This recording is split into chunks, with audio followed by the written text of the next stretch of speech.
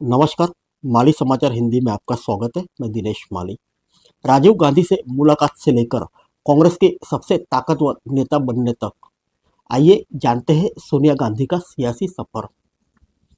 पूर्व कांग्रेस अध्यक्ष सोनिया गांधी ने राजस्थान से राज्यसभा के लिए नामांकन कर दिया है। इससे पहले कांग्रेस संसदीय दल के अध्यक्ष सोनिया गांधी राज्यसभा चुनाव के लिए अपना नामांकन दाखिल करने के लिए जयपुर पहुंची।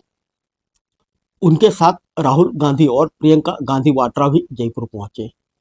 सोनिया गांधी मौजूदा समय में लोकसभा से सांसद है। वह रायबरेली सीट का प्रतिनिधित्व करती है। यह कोई वर्षों बाद है जब गांधी नेहरू खानदान का कोई सदस्य राज्यसभा जा रहा है। आइए जानते हैं कि अब तक कैसा रहा सोनिया गांधी का सियासी सफर है। सोनिया गांधी 1998 से निर्वाचित होकर पार्टी की सबसे लंबे समय तक अध्यक्ष रही।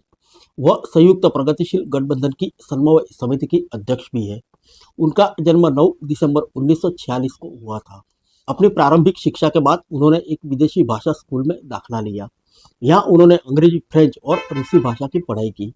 कैम्ब्रिज में पढ़ाई के दौरान उनकी मुलाकात राजीव गांधी से हुई। उनकी शादी 1968 में नई दिल्ली में हुई।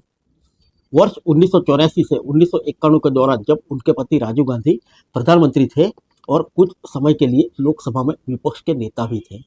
इस दौरान सोनिया गांधी ज्यादातर देश और विदेश में राजीव गांधी के दौरे पर उनके साथ रही।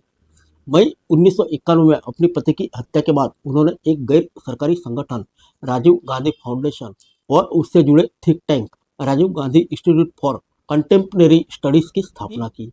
इनकी अध्यक्ष के रूप में उन्होंने खुद को उनकी गतिविधियों में व्यस्त रखा। 1997 में कांग्रेस की सदस्य बनी।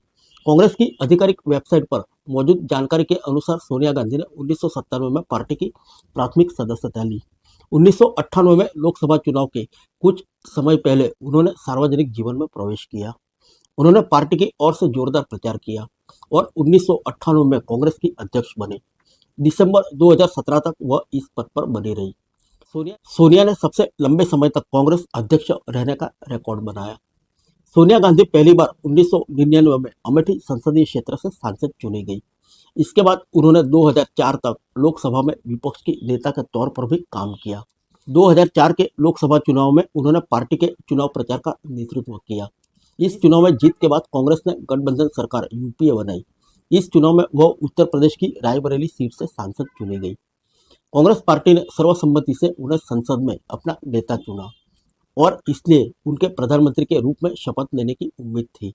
हालांकि उन्होंने यह पद स्वीकार करने से इनकार कर दिया और गठबंधन सरकार का नेतृत्व करने के लिए डॉक्टर मनमोहन सिंह को नामित किया। वह मई 2006 तक राष्ट्रीय सलाहकार परिषद की अध्यक्ष भी रही। लाभ के विवाद के बाद उन्होंने इस पद से और अपनी लोकसभा सीट से भी इस्तीफा दे दिया। इसके बाद उपचुनाव के जरिए वह दोबारा सांसद चुनी गई। उन्होंने मई 2010 में पुनर्गठित राष्ट्रीय सलाहकार परिषद की अध्यक्षता फिर से संभाली और 2014 तक इस पद पर बनी रही।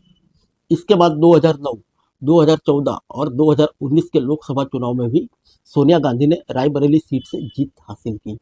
इसके साथ ही 2019 से अगस्त 2022 तक उन्होंने कांग्रेस के अंतरिम अध्यक्ष की जवाबदारी भी संभाली। आइए जानते हैं सोनिया गांधी की लिखी किताबों के बारे में।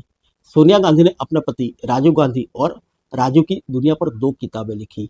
इसके अलावा उन्होंने 1922 और 1964 के बीच पंडित जवाहरलाल नेहरू और इंदिरा गांधी के बीच आदान प्रदान किए गए पत्रों के 2 संस्करणों का संपादन किया। आइए जानते हैं सोनिया गांधी किन चीज़ों में रखती है रुचि।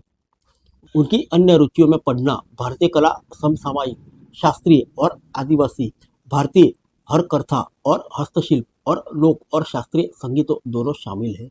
उनके पास नई दिल्ली के राष्ट्रीय संग्रहालय से तैल चित्रण में डिप्लोमा है। फिर मिलेंगे अगले बुलेटिन में अन्य किसी खबर के साथ। तब तक के लिए इजाजत दीजिए। नमस्कार।